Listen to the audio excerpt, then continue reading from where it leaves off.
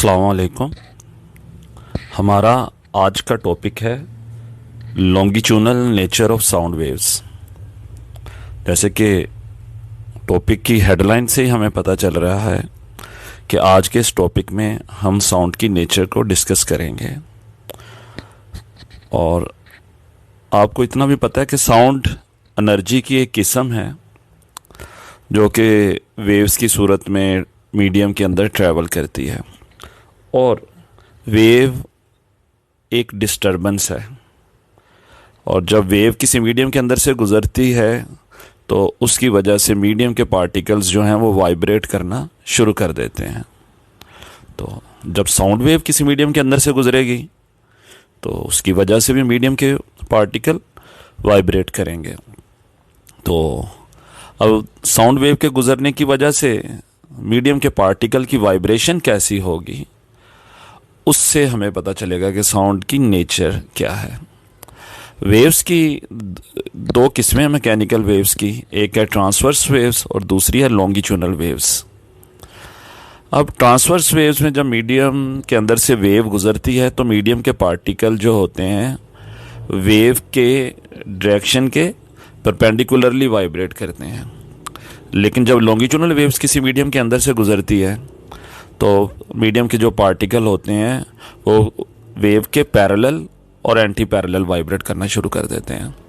तो आज के इस टॉपिक में हम ये बात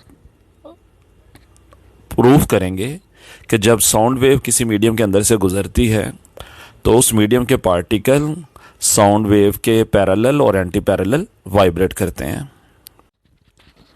हम साउंड प्रोड्यूस करेंगे ट्यूनिंग फोक की मदद से।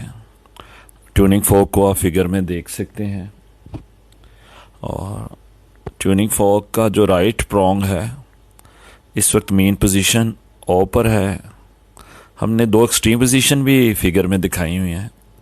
राइट साइड पर बी जो है वो एक एक्सट्रीम पोजीशन है और लेफ़्ट साइड पर ए जो है वो दूसरी एक्सट्रीम पोजीशन है। और हम आवाज़ को प्रोड्यूस करने के लिए ट्यूनिंग फोक को रबर हैमर के साथ हिट करेंगे, और जब हम ट्यूनिंग फोक को रबर हैमर के साथ हिट करेंगे तो ट्यूनिंग फोक जो है वो अपनी मीन पोजीशन के आगे पीछे वाइब्रेट करना शुरू कर देगा। और जब वो मीन पोजीशन के आगे पीछे वाइब्रेट करना शुरू कर देगा तो अपने आगे पीछे जो मौजूद एयर लेयर्स हैं उनके ऊपर कभी वो प्रेशर बढ़ाएगा और कभी वो प्रेशर कम करेगा। इस फिगर पर गौर करें तो फिगर के अंदर आपको जो फिगर नंबर 1 है उसमें एक ट्यूनिंग फोक है जिसका राइट प्रोंग इस वक्त मीन पोजीशन ओ पर है, और उस प्रोंग की राइट साइड पर लेयर्स ऑफ एयर दिखाई गई हैं और इनकी डेंसिटी इस वक्त यूनिफॉर्म है। लेकिन फिगर नंबर 2 पर अगर गौर किया जाए तो हमने ट्यूनिंग फोक को रबर हैमर के साथ हिट किया, ट्यूनिंग फोक ने वाइब्रेट करना शुरू कर दिया और वो मेन पोजीशन ओ से अपनी राइट साइड बी पर पहुंचा वाइब्रेट करते हुए, और उसने अपने साथ जो एडजेसेंट लेयर्स ऑफ एयर थी उनके ऊपर प्रेशर बढ़ाया और कंप्रेशन का अमल जो है वो देखने को मिला। ये जो कंप्रेशन है ये आगे की तरफ मुंतकिल होता चला जा रहा है। कुछ देर गुजरने के बाद जो प्रोंग था वो मेन पोजीशन ओ की तरफ गया और ओ से एक्सट्रीम पोजीशन ए की तरफ गया। जब वो एक्सट्रीम पोजीशन ए की तरफ गया तो उसने अपने साथ एडजेसेंट लेयर्स के ऊपर प्रेशर डिक्रीज़ किया, जिसकी वजह से रेयरफैक्शन का अमल देखने को मिला। और ये जो रेयरफैक्शन है ये भी आगे की तरफ मुंतकिल होता जा रहा है। अब ट्यूनिंग फोक के प्रोंग्स की वाइब्रेशन की वजह से कंप्रेशन और रेयरफैक्शन आगे की तरफ लगातार मुंतकिल होता चला जा रहा है, और इस तरह साउंड वेव जो है एयर के अंदर प्रोपोगेट करती है। इस फिगर में हमने गौर किया तो हमें पता चला कि एयर के जो मॉलिक्यूल हैं वो लगातार ऑसिलेट कर रहे हैं साउंड वेव के पैरेलल और एंटी पैरेलल, जिससे ये बात साबित होती है कि साउंड वेव की जो नेचर है वो लॉन्गिट्यूडनल नेचर है। इस एनिमेशन में गौर करें, एक ट्यूनिंग फोक है जो कि वाइब्रेट कर रहा है। आप उसके राइट प्रोंग पर गौर करें। राइट प्रोंग अपने राइट और लेफ़्ट पर वाइब्रेट कर रहा है। जब अपनी राइट साइड पर वो वाइब्रेट करता है तो एयर पार्टिकल्स के ऊपर अपना प्रेशर बढ़ाता है, जिसकी वजह से उसके जो एडजेसेंट एयर पार्टिकल्स हैं वो करीब करीब आ जाते हैं। और जब वो करीब करीब आते हैं तो इस वाले अमल को हम कंप्रेशन का नाम देते हैं। और वाइब्रेट करते हुए जब वो लेफ़्ट की तरफ जाता है तो एयर पार्टिकल्स के ऊपर प्रेशर कम हो जाता है और पार्टिकल्स का दरमियानी फासला जो है वो बढ़ जाता है, और इस अमल को हम रेयरफेक्शन कहते हैं।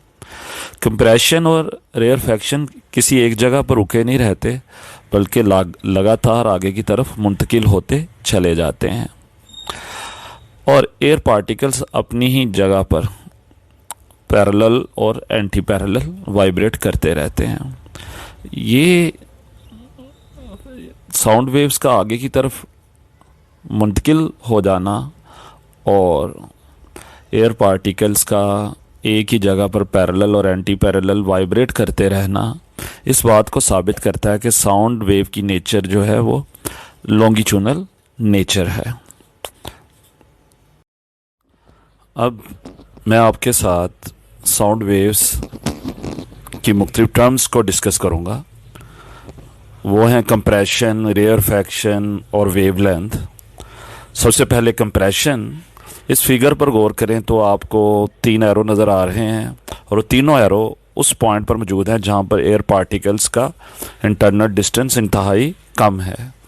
तो साउंड वेव जब किसी मीडियम के अंदर से गुज़रती है और साउंड वेव गुज़रने की वजह से मीडियम के पार्टिकल जब करीब करीब आ जाते हैं तो मीडियम का वो वाला हिस्सा जहाँ पर मीडियम के पार्टिकल करीब करीब आ जाते हैं उस वाले हिस्से को हम कंप्रेशन का नाम देते हैं।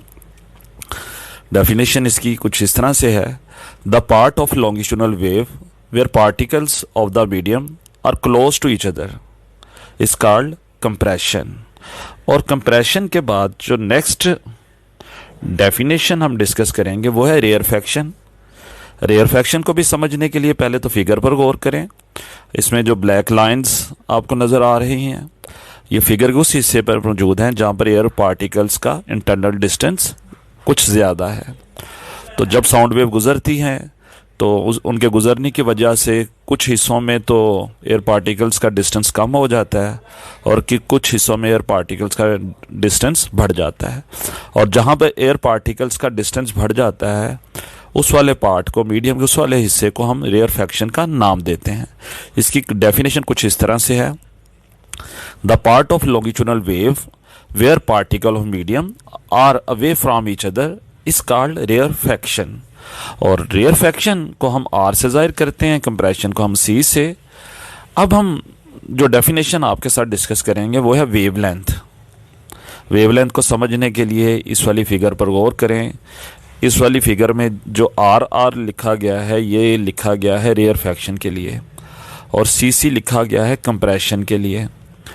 मैंने एक लाइन ड्रा की हुई है, एक आर से दूसरे आर तक और एक सी से दूसरे सी तक। ये आर से आर तक का फासला है, यानी कि रेयरफेक्शन से दूसरे रेयरफेक्शन तक का डिस्टेंस। और एक रेयरफेक्शन से दूसरे रेयरफेक्शन का डिस्टेंस हो या एक कंप्रेशन से दूसरे कंप्रेशन तक का डिस्टेंस हो, इसको हम नाम देते हैं वेवलेंथ। और इसकी डेफिनेशन कुछ इस तरह से बनेगी: the distance between two consecutive compression और रेयरफेक्शन इज कॉल्ड वेवलेंथ। और वेवलेंथ को हम लैटिन वर्ड लैम्बडा से जाहिर करते हैं।